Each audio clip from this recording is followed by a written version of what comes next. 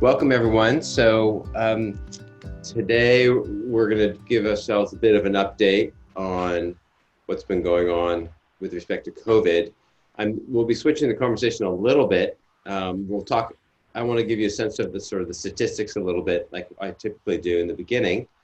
And then we'll also then move into some other areas that are a little bit different.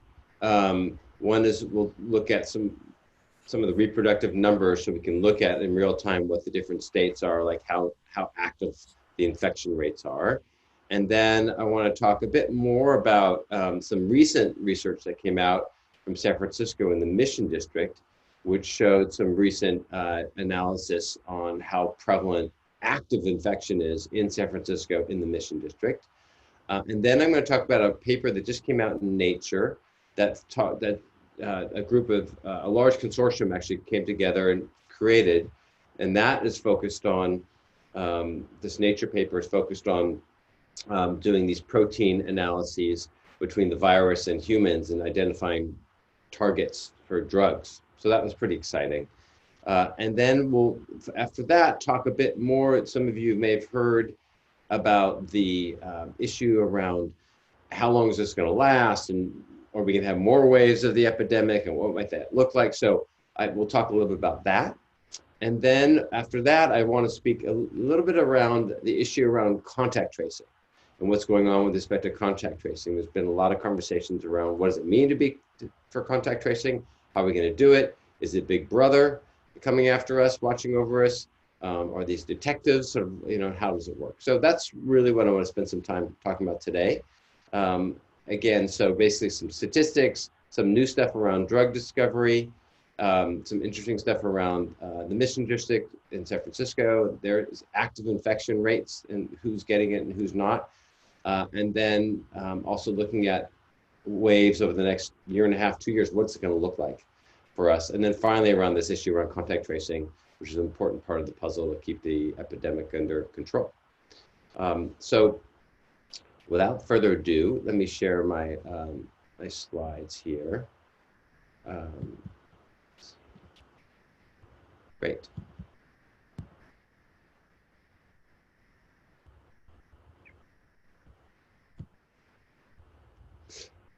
All right, so this was from April 15th, which seems like a long time ago. So that was 3 weeks ago. At that point, we had 133,000 deaths. And you can see here 2 million confirmed cases. So now we have 3.7, 3 weeks time, 3.7 million cases globally. The United States ranking quite high at 1.2 million, far higher than everyone else, which is clear, 6 times higher than Spain. And we have 260 deaths, with the US having 73,000 of those deaths. So we are 4% of the population, and yet we make up just under a third of the deaths across the country, across the world. And as some of you may have heard, the White House is planning to disband their task force because for some reason, they think it's under control. We'll talk more about that a little bit later. So if you look at it a little differently, I think this can be helpful, is to look at death tolls. And remember, people die about a month after cases, right? So if there's a whole bunch of cases come up, people don't start dying for 3 or 4 weeks after that. So the nice thing about looking at deaths is it helps us look at sort of the tail end of what's going on. Unless, of course, there's a new inflection point, we may miss that. But if you can see the death toll sort of come down, then that's a good sign, because that means the infections have been going down about 3 weeks prior to that. Of course, if there's a new inflection point, then we're going to miss that, because deaths keep going down, there's new infections, we don't know about it, 3 or 4 weeks later, all of a sudden the deaths come up. But what this shows us is a lot of countries are doing great. Look at China, South Korea, Australia. New Zealand isn't listed that we can see here, but also they're doing even better than Australia. Who's not doing so well? So if you look, Russia is still increasing, India is still concerning, the US is still concerning. If you look, our death total is flat, and the prediction is it actually may even increase over the next several months as we start to reintegrate. So let's keep that in mind as we keep talking. This is an interesting data. Some of you have seen this. These guys here have focused on the R naught number. And what that means is the reproductive number. And if you remember, that means that the number of people that get infected once someone is infected. So if I get infected, how many people am I going to infect? And that's the R naught number. And for measles, it was 15. It is 15. It's highly infectious. And for, you can see here, that 1 is sort of that horizontal line. This was 4 weeks ago. So you can see all the states in the United States that are above 1. So on the far right, you can see Nebraska and Minnesota and then Wyoming and on and on. Now, what's been nice to see due to the shutdown, this is again 4 weeks ago, is now, today, you can see a huge benefit. So let's go back again. So you can see all these states and then watch them all move into the green. So the order hasn't changed, it's the same states, it's in the same order, and you can see them all dropping down. So pretty impressive. We do have 6 states that are still above 1, but things are looking good for right now. It'll be very interesting to see how this matures over the next 4 weeks as we reopen the economy. So enough of stats for now. You guys are overwhelmed with stats. I don't want to sort of do more statistics. I want to move into some more interesting conversations. So this is in the Mission District here in San Francisco. There was a group that got together and they did this test. It came out of UCSF. It was a partnership with another community-based group, Latino-based group, and they did PCR testing. We looked at active infection in the Mission District. The Mission District is a predominant Latino population, but it's pretty mixed ethnically. And so they sampled 3,000 residents and workers. So they were residents of the Mission District or they were coming in for daytime to work. What did they find? They found 2% of them were having active infection, meaning they did this nasal swab in the back of their throat through the nose. They came back and they found active virus in those swabs, 2% of the population. Now, what's really interesting is half of them didn't even know they had COVID because they were asymptomatic. Half. Okay. Then if you look at it proportionally, who was having it? 1.4% of the residents were infected and over 6% of the workers that were coming in were infected. And why would that be?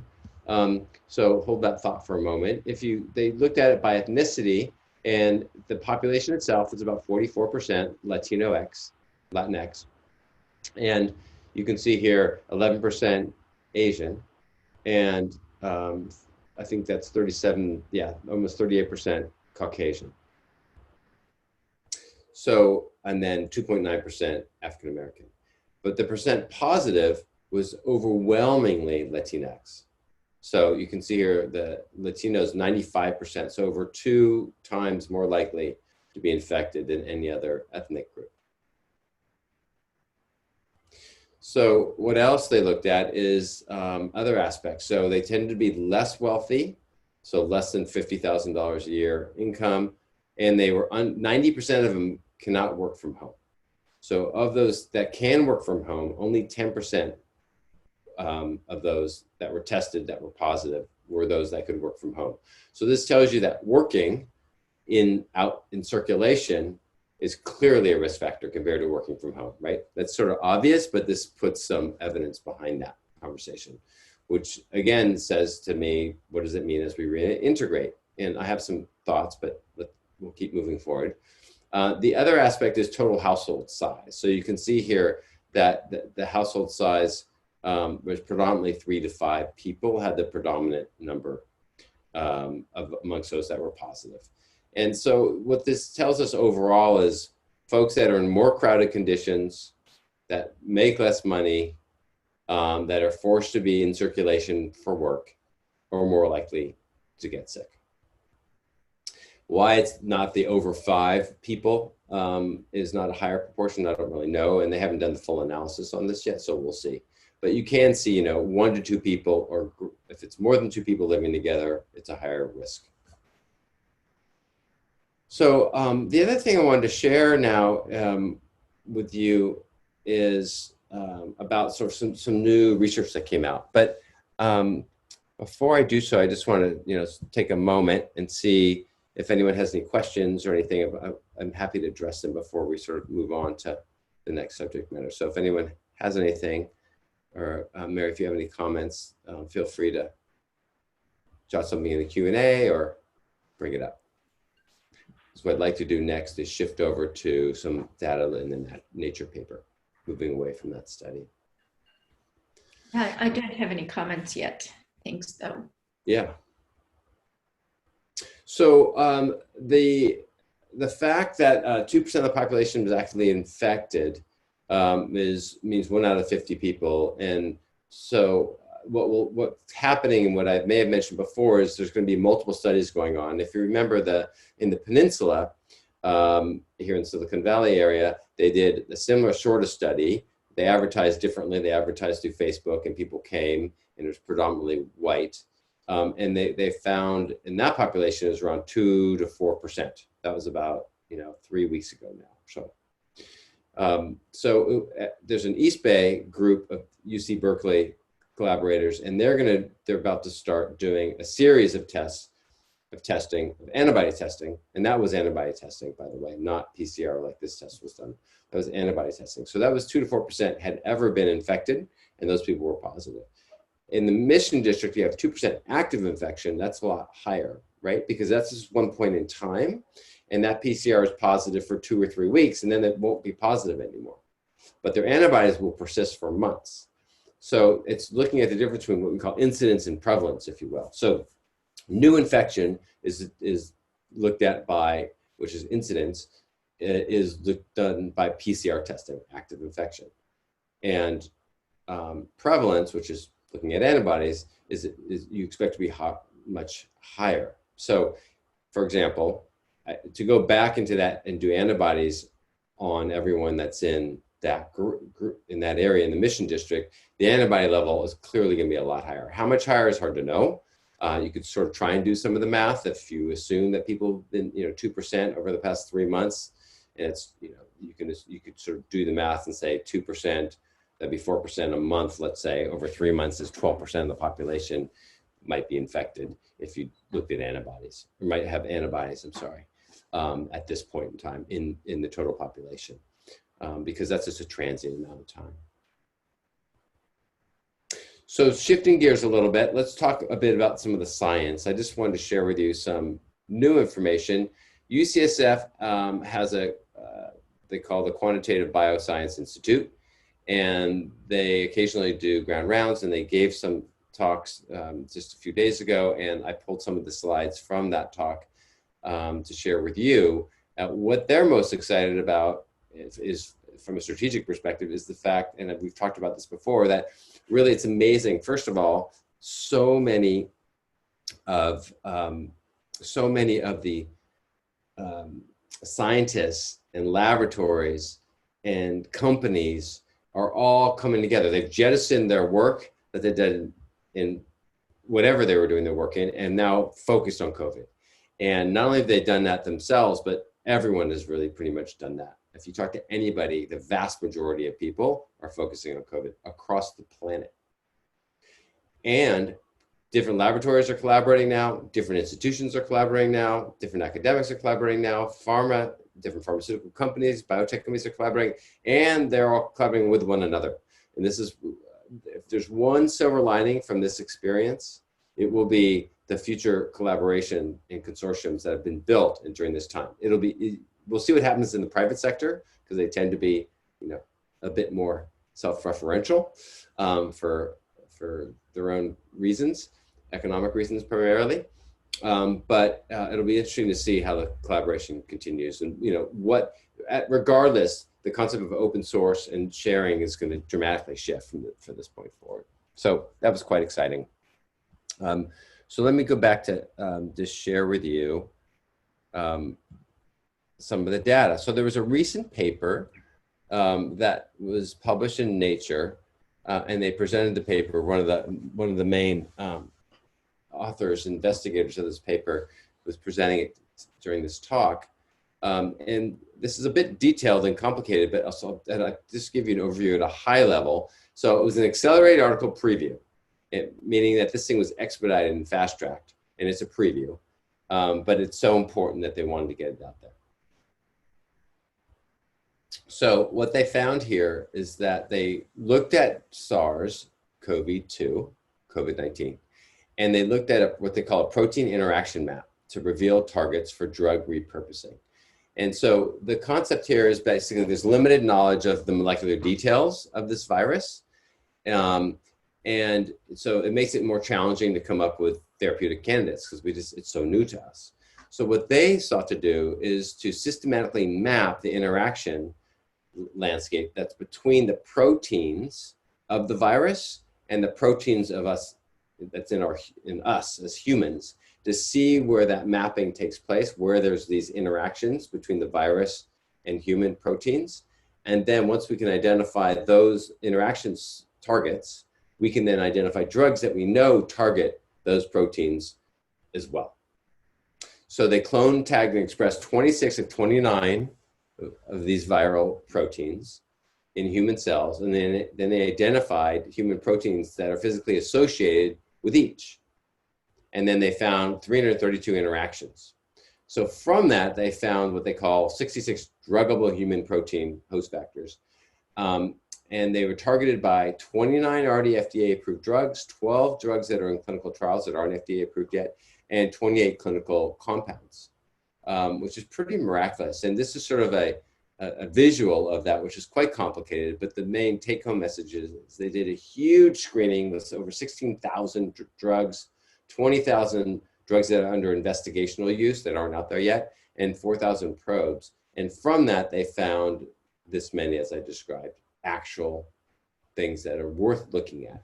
And so what you see here is a whole bunch of different proteins. You can see here protein complexes. The blue colors that you might see are the biological processes.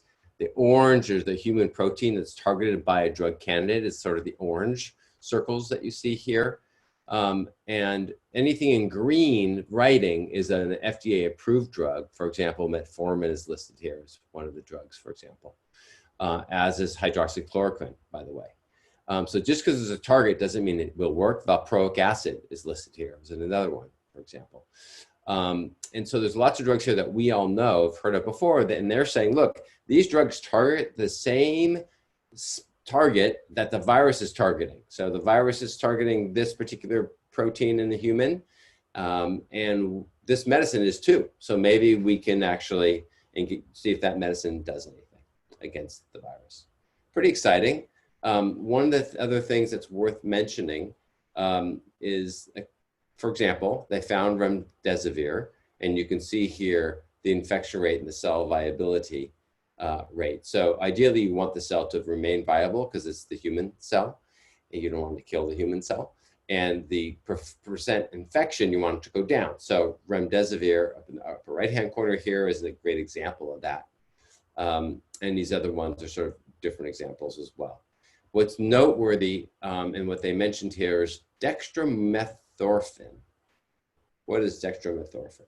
Dextromethorphan is cough syrup, is one of the ingredients used in cough syrup, unless you're having a cough syrup with codeine. If it's not with codeine, it often has dextromethorphan in it. And unfortunately, it looks like it actually increases the infection rate. The red is the line that shows the activity of the virus. And you can see here that it actually increases the viral activity of that virus, meaning it may worsen people's condition. Now, this is not in humans. This is in human cells that are sitting in a petri dish. But nonetheless, this is concerning. The scientists who shared this information also said that this has been found to be true with other viruses with this compound. And I think he mentioned influenza, if my memory is correct. So when asked about this during the Q&A, he remained somewhat steadfast, saying he's concerned that this compound does actually worsen or increase the sort of activity and infectiousness of a virus. So keep that in mind. From this side, my take home is to actually avoid using dextromethorphan. As you know, cough syrup has never been shown to actually improve anyone's health. It just makes people more comfortable, and it's marginally beneficial in reducing cough. So I think we should look at other compounds. So the other, some other research that's going on, separate from that paper, is folks that are trying to look at some small molecules against these viral proteins, host-directed therapies that may help the host itself, so it's more resilient against the virus. And then finally, how do you augment or replace antibodies? So whether these are regular antibodies or they're neutralizing antibodies, or they're patient-derived antibodies that we give to other people. We talked about that before, so for plasma donation, for example. So that's sort of really where they're going next. So, Mary, I don't know if you have any thoughts or comments about any of that Nature article or anything else come to mind? No. What I've been doing is really paying close attention to the deeper dive into the data now that we're seeing more of it emerge, and was focusing on an ASU paper, Arizona State University paper that came out with genomic sequence data showing deletions and discussions around the mutations regarding the various strains and how that will inform both what we're seeing in terms of pathogenesis, maybe transmissibility, but also drug therapies. Because originally, I mean, these RNA viruses will mutate frequently. We know that that's just a normal process of evolution during the life of an outbreak. But are we going to see a greater insight into what those mutations mean, both in terms of the infection itself, but also in terms of the countermeasures that will be enacted? Now that we have such a large population that we are tracking who happen to be infected, we usually look at this in small groupings of outbreaks across specific countries or regions. So that's where my focus has been. And I'll be interested to see where this takes us in terms of these folks who are doing such a great job at trying to identify the targets for these interventions. Yeah.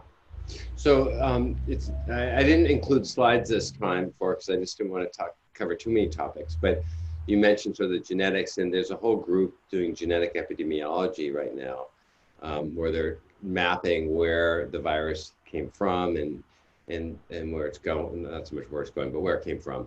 And the interesting thing about that, which relates to what you're talking about, is there can be a single small deletion or mutation, and that's a signature. It won't necessarily affect its pathogenesis or anything, but it's a signature of where it came from. So, and I didn't pull the slides into this deck, but basically, for example, for San Francisco, it showed that much of the infections that came into the Bay Area came from, or San Francisco, I should say, came from New York and Europe. And in Santa Clara, it came from actually Asia, which got more hard hit, in the South Bay here in California, which got pretty hard hit. It came from actually Europe, New York, and China. In New York, it came from, as we all know now, predominantly from Europe. So that's another way to really, for people to, it's a related subject matter around this genetic epidemiology, which we never could do before, but it helps sort of us figure out where things, where the source of things have been coming from, so you can try and in real time shut that down. Great. Well, thanks for sharing that, Mary. So let me sort of transition and chat a bit about what lies ahead. Not that I know what lies ahead, but here's some conversation about what may lie ahead. Great. Can you guys see the slides? Are we good? So what I want to share, hold on one sec.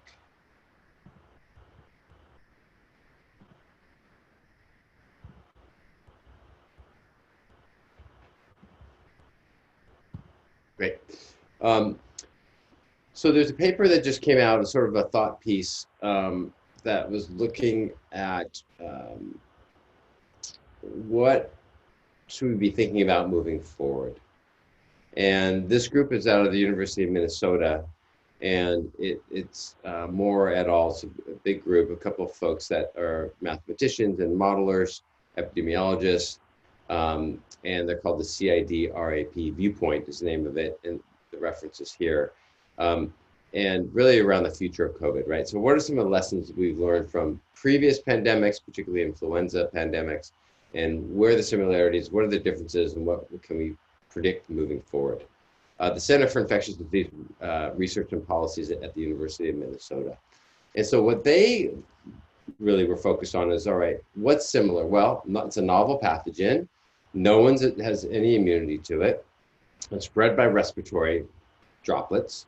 Also, smaller droplets in the form of aerosol as well, make up a significant portion, it's believed. There's asymptomatic transmission, meaning that, like I said before in that other study that showed half the people were asymptomatic who were actively infected, 53% in the Mission District in San Francisco, 53% were asymptomatic. Hence, people can be walking around asymptomatic and spreading it. And it has huge rapid spread potential. So what are the differences? The differences are just make things worse, to be honest with you. So the differences are for us now. The differences are that the incubation period is 5 days versus 2 days. So things can, meaning that things can be harvesting in your body, you don't know it for a longer period of time. And which is partly why the governments were so complacent across the world about this, because there was this delay effect. Asymptomatic rates we just talked about are 25% or greater, and for the flu are around 16%. Peak viral shedding, which relates to sort of this incubation period. So with the flu, it's about 1 to 2 days after symptoms start, right? That's around your peak. But for this particular virus, it appears it starts 4 days before your symptoms starts, up to maybe day 1 or day 2. It's sort of that peak of when viral shedding, where you can transmit this, can occur. So that's the concern. So the reproductive number was less than 2 for influenza, and we think around 2 to 2.5. People are saying 2.2. This R naught number, when sort of not put in when you're not putting in these mitigation measures that we have in place right now, like a sheltering in place. Of course, there's a whole bunch of stuff that goes into reproductive number, which we can talk about a little bit later. But for the point of conversation and estimates, this is sort of what they put. And then the numbers in parentheses here are, for these 5 different influenza pandemics, or these 4 really, are 1918, 1968, the R naught was estimated to be 1.8 for those 2. 1957, 1.65, and the most recent one, 1.46. Seasonal flu is a lot lower, 1.27.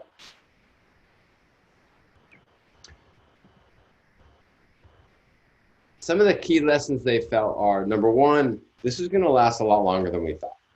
So this is going to be 18 to 24 months of what we're experiencing now, which requires a bit of a reset for all of us.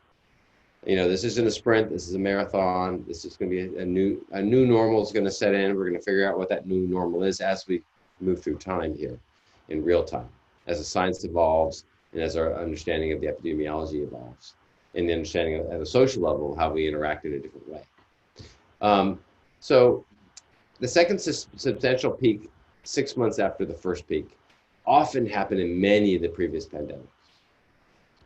The thinking is that the herd immunity required here is around 60 to 70% in order to reach a critical threshold where we'd halt the epidemic from continuing, or pandemic.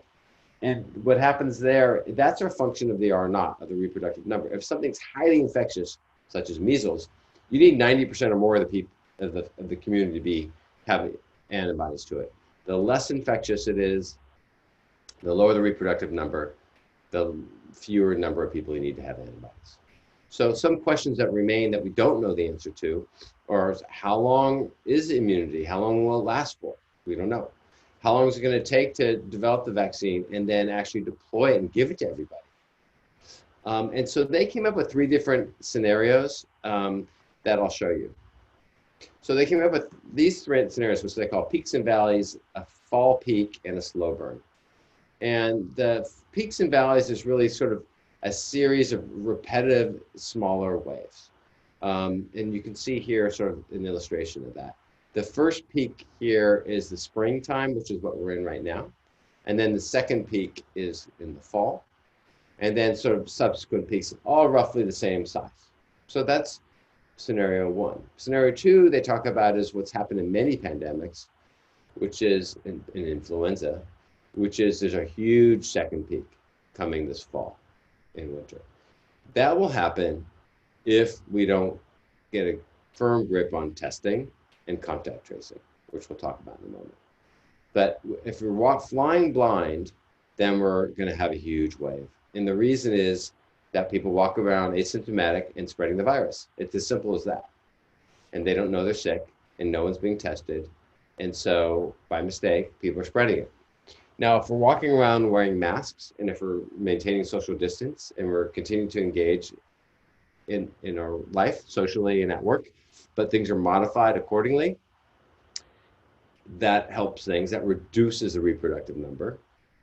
But again, we need to be able to test people and then figure out you're positive and then speak to all your friends that you've been in contact with, which we'll talk about as the next subject, and on and on. And that will allow us to quickly dampen a brush fire. It's like a brush fire. You see this brush fire, you need to know there's a brush fire there, because if you don't notice there's a brush fire, if you don't have an early warning surveillance system, it becomes a gigantic fire, and then only then do you figure out that there's something burning. So if there's a brush fire, you can get there and identify everyone around that cluster of people that were infected and identify them and quarantine them and treat them. The quick the brush fire goes out. So that's sort of the slow burn option, which is the third option. So there's no clear wave pattern. It sort of comes and goes and comes and goes. It's a slow burn. And this would not require huge mitigation measures like we've gone through right now. This will continue. However, it'll be a much lower, sort of a slow burn, if you will. And that's our best scenario. So I want to shift gears in thinking about that and just talk about some of these elements I just spoke to. So we know about testing. We've talked about that at length in the past. I want to speak a little bit more around contact tracing and what that means. So if you go to the Financial Times, they actually do a really great job. You can play with a lot of different models. So I pulled out two countries to look at, Sweden and the United States. Now, if you know, Sweden didn't do a full shelter-in-place lockdown, but they did some modified version of that. But they did allow restaurants to continue to be open. They did allow, much of business to go on as usual, but no large gatherings over 50 people. They did shut down some of the schools, but they left other schools open. So, and this is what we see. So their economy has actually done fairly well. I think it was like down only a few percent overall. And unlike ours, and I don't know what their GDP shift has been, but unlike ours, but what you can see here is at a lower level, and I adjusted for population here, so you can see it's per million people, so it's a population adjusted number. You can see that they're doing better. Now it hasn't decreased yet; it's not on a decline, but their numbers compared to the United States at a population at per capita level are far superior than ours. Yet they're in much more circulation. What's that about? It's about a few different things. Number one, they're sort of self-isolating on their own. They're much more socially conscious and socially oriented, so they're not so individualistic. So they will sort of self-limit as a society because of that. But what I wanted to share with you is some interesting data that I pulled together here. And what this looks at is if you go, let's see, right, I mixed up some of the slides here. So let me just put this slide up. So Apple and Google partnered around contact tracing. Now this is Big Brother, okay? It's voluntary Big Brother, but it's Big Brother. And what they've done is they've said, okay, number one, we're gonna now allow, have an app that notifies you if you've been in contact with someone that has been infected. Currently it's voluntary. So what does that look like? And then we'll go back to the previous data that I showed you. So, so this is a deck that came out of Google's blog, and there's a URL if you're interested in it. And what they have is this exposure notification system. So it requires our consent. It doesn't collect or use location data from your phone, apparently. It has Bluetooth beacons and keys that don't reveal user identity or location. User controls all data that they want to share. People who test positive are not identified to other users or to other companies. Will only be used for exposure notification by public health authorities. Okay, doesn't matter if you have an Android phone or an iPhone, works across both. Right, another example of corporations coming together. So what does it look like? So Alice and Bob don't know each other. They have a long conversation, they're hanging out. They're appropriately distanced from one another. You can see by the bench, where they're sitting on the bench. Their phones exchange anonymous identifier beacons, which change frequently. So they know, the phones know they've been in contact. Bob is positively diagnosed and enters the test result in an app from his public health authority. With Bob's consent, his phone uploads the last 14 days of keys for his broadcast beacon to the cloud. So that key contains information of where he's been in relation to other phones. Alice continues her day unaware she's been potentially near anyone that's been contagious. Alice's phone periodically downloads the broadcast beacons of everyone who she's tested, everyone who's tested positive in her region, and a match is found with Bob's anonymous identifier beacon. She'll get an alert. You've recently been exposed to someone who's tested positive, and then you could tap for more information, which would tell her that she wants to go get tested. So that is happening in real time right now. So the next update on Android or iPhone will have this as an option. And to get to it, you're going to on the iPhone, for example, you're going to go into settings, and you're going to go down below into privacy, and then you're going to go to health, and inside health, it will have a little thing that says COVID-19 tracking, I think, or something like that. Right now, I tried to update it. It hasn't been updated. It hasn't been down. I don't think it's downloadable yet because it didn't show up on mine. But that's where it is. So within privacy and then within health, and both on Androids and iPhones, which is pretty phenomenal. So what does that mean? Pretty exciting. It's also a little bit scary. So hold that thought for a moment, and I'm going to just go back to some of this other information. So back to this data. This is in real time. This is happening as we speak. This is, and you can go into Google and find this. If you start searching Google COVID-19 resources, you can find this data. And what I did is I pulled it across for different countries. So you can do it country by country. And they do it in 6 different categories. So category of retail and recreation, if you've been in a retail recreation zone, if you've been to groceries and pharmacies, if you've been to parks, if you've been to transit stations, if you've been in your workplace, if you've been in residential areas. So these are the categories that they're tracking us by our phones where we've been. So you can see here, if you take the, what I find most interesting is Singapore. Now, the comparison as baseline, just so you know, these are time points. These are negative and positive in relation to a previous time point. So this was done for this previous week. I think it was last week in April. In comparison to the 5 weeks starting, I think, January 3rd of earlier this year. So, for example, South Korea has data, but I didn't pull it in here because South Korea's pandemic started earlier. So I didn't include it in here. But you can look at all these different countries. China, no surprise, doesn't allow that collection of data, so is not listed as a country. And neither is North Korea. So if you look at Singapore, they're clearly an outlier, right? If you look at Singapore, it's down in every place by the most. And consequentially, residential is up by 43%. Then if you look at Sweden compared to the US, which I found interesting, and if you look at Germany, which is held as a country that's done really well with this. So what you can see here in the park area, Sweden's hanging out in the park. The Swedes are hanging out in the parks a lot. It's up 44%. We've locked down our parks, right? So And then if you look over in residential, Sweden's 99% up versus US is 19% up, versus Singapore, which has been locked out in every other way, is up 43%.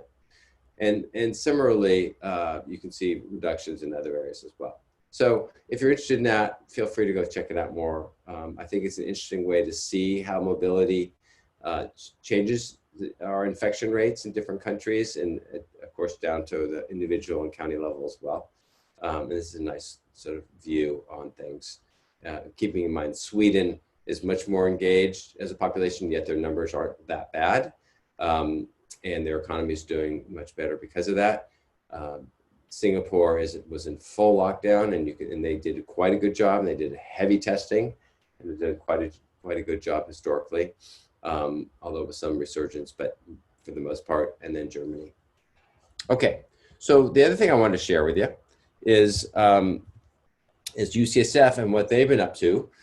They've partnered with the state of California, and they are now training over 3,000 people per week is what they're going to get up to train them to be contact tracers.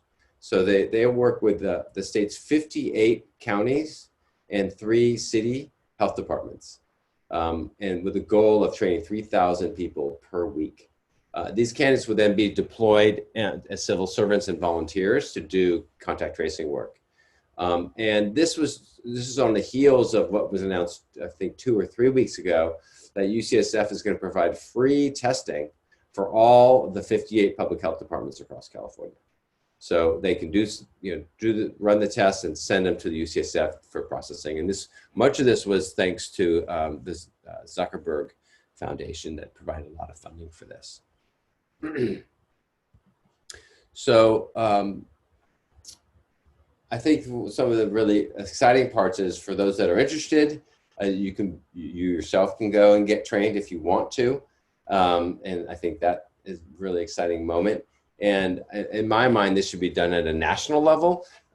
There's so many people that are unemployed, and we have such a drought of contact tracers that are available. This was something, there's 1 or 2 per Department of Public Health, and now we need 500, or more, depending on what city or county you're in. So what do they do? What they end up doing is they learn how to be a really good interviewer and try and help people remember stuff. So what happens is you get tested positive, someone will call you up with your permission and talk to you about where you've been, over the past 3 days. And they'll say, well, do you remember Monday? It was a rainy day on Monday, and what were you doing? It was when it was raining. Did you stay inside? And where did you go?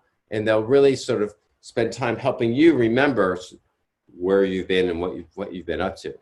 And from that, they'll then say, oh, and they'll sort of then say, you went to this market. Okay, great.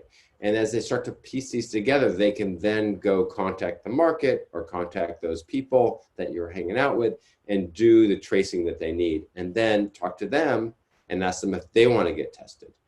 In the United States, it'll all be voluntary. In other countries, it may be a little different. But in the United States, it'll clearly be voluntary. And then those people get tested. If they're positive, the same conversation happens again. And then you start to draw a map where you can see over time, different people, different interactions, who's positive, and then their circle of friends and their clusters of people that they have been with. And that's really basically doing disease detective work, which is, in my mind, really quite exciting. So the other piece that I wanted to share with you, and see if I can,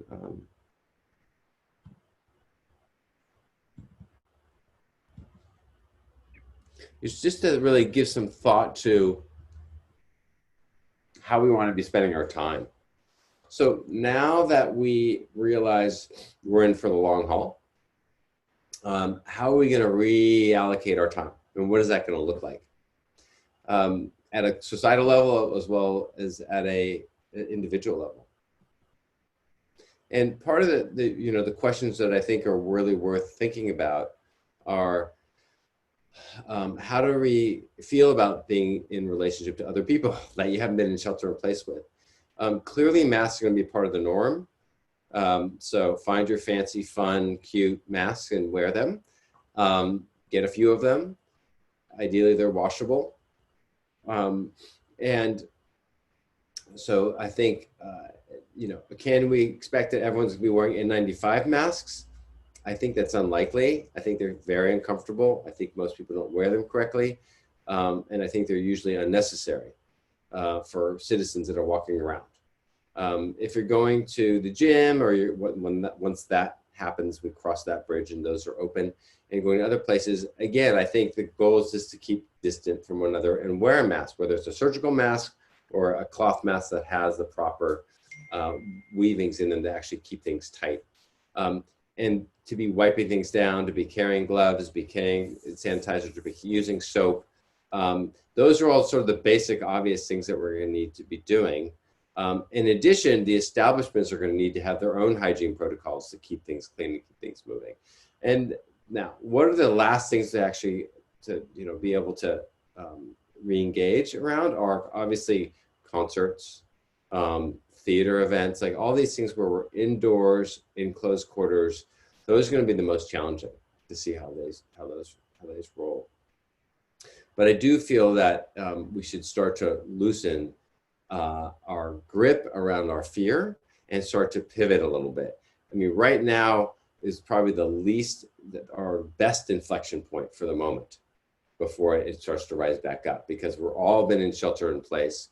And the vast majority of results I've received back from the antibody testing that I've been doing now, which we don't have everyone, but we probably have 50 results, is we only have 2 people out of the 50 that have been positive.